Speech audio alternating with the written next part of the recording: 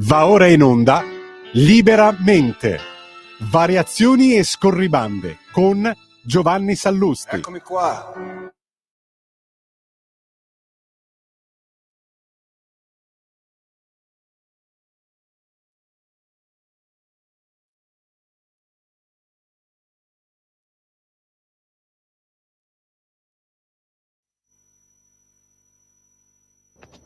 Buonasera a tutti e bentornati a Liberamente, variazioni e scorribande qui su Radio Libertà. Allora ormai i due caratteri che dominano il tristissimo caso di Cecilia Sala sono la meraviglia e l'ipocrisia, che dominano nel dibattito, intendiamo. Dopodiché noi speriamo e siamo ragionevolmente certi che il governo italiano si stia muovendo con la discrezione e l'efficacia tipica della nostra scuola diplomatica, e non abbiamo alcun dubbio in proposito, ma nel dibattito germogliano la meraviglia e l'ipocrisia. La prima, la meraviglia, riguarda le condizioni in cui versa la nostra connazionale nel carcere di Evin. Ricordiamo il carcere espressamente destinato dall'orrendo regime degli Ayatollah alla repressione del dissenso politico, un carcere in cui vengono sistematicamente violati i diritti umani secondo ogni rapporto, Amnesty in primis, per cui oggi si è scoperto, perché lo ha raccontato lei stessa nelle poche telefonate che è riuscita a fare, i giornali ne hanno dato giustamente risalto, si è scoperto che la Cecilia Sala non versa in condizioni ideali, non è dentro, diciamo, un sistema carcerario ispirato allo Stato di diritto e all'opera di Cesare Beccaria. Incredibile che nella Repubblica Islamica dell'Iran le cose vadano così. Purtroppo Cecilia Sala non ha un letto, ha sostanzialmente una coperta per terra su cui sdraiarsi e un'altra in cui avvolgersi per provare a contrastare parzialmente il freddo terribile che c'è in quel carcere.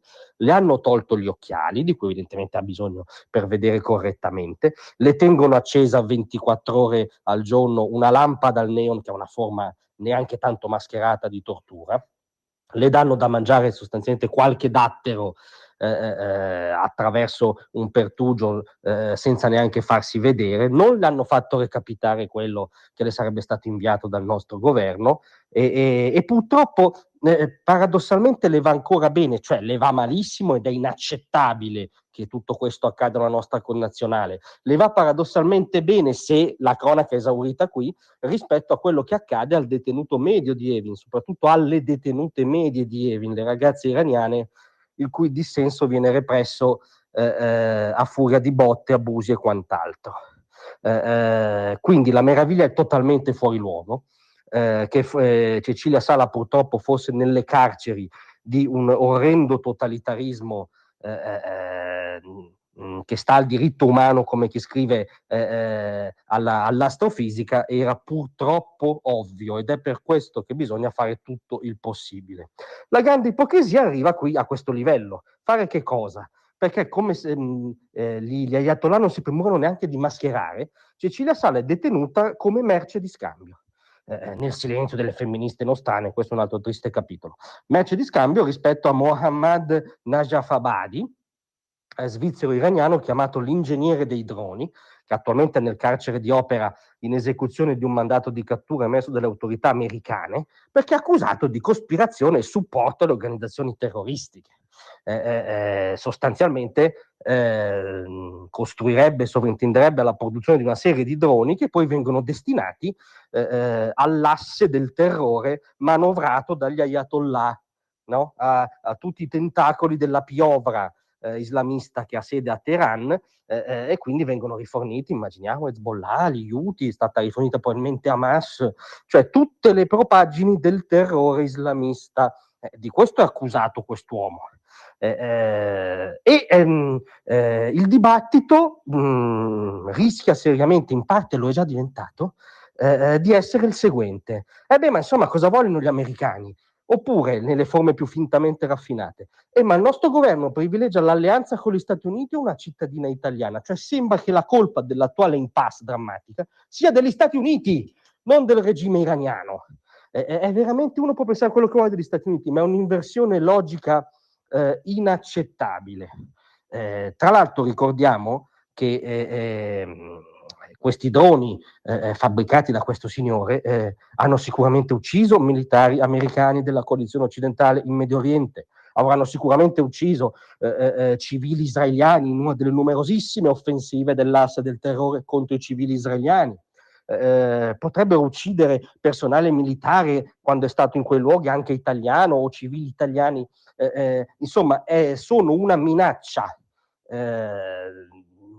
concreta.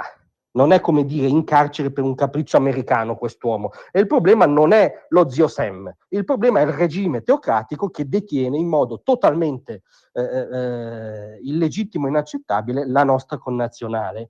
Purtroppo gli ayatollah sanno che il nostro dibattito è schizofrenico, che il nostro mainstream non vede l'ora di dare sfogo all'anti-americanismo, no? Piuttosto che tenere ferma la bussola della libertà, tant'è che ha messo una nota dove sembra ci prenda in giro, francamente.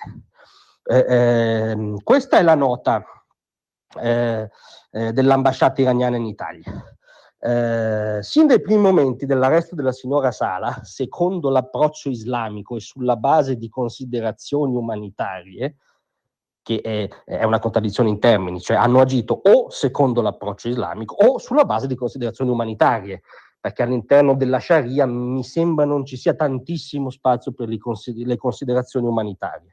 Comunque con questo approccio si è garantito l'accesso consolare all'ambasciata italiana a Teheran, sono state inoltre fornite alla signora Salah tutte le agevolazioni necessarie. Dorme per terra e non ha gli occhiali, pensate se non aveva tutte le agevolazioni necessarie.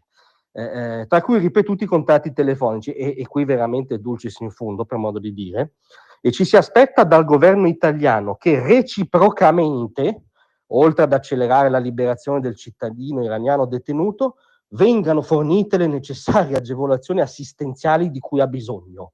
Cioè gli ayatollah ci fanno lezione di diritto umanitario e di condizioni carcerarie, ci dicono noi stiamo trattando benissimo la signora Salah e vi intimiamo di trattare con analoga benevolenza il vostro detenuto, cioè ribaltano la situazione in modo proprio esplicito, irridendoci perché conoscono il nostro tic culturale, per cui siamo sempre pronti a dare la colpa a noi stessi, al nostro mondo, al sistema di alleanze in cui siamo inseriti.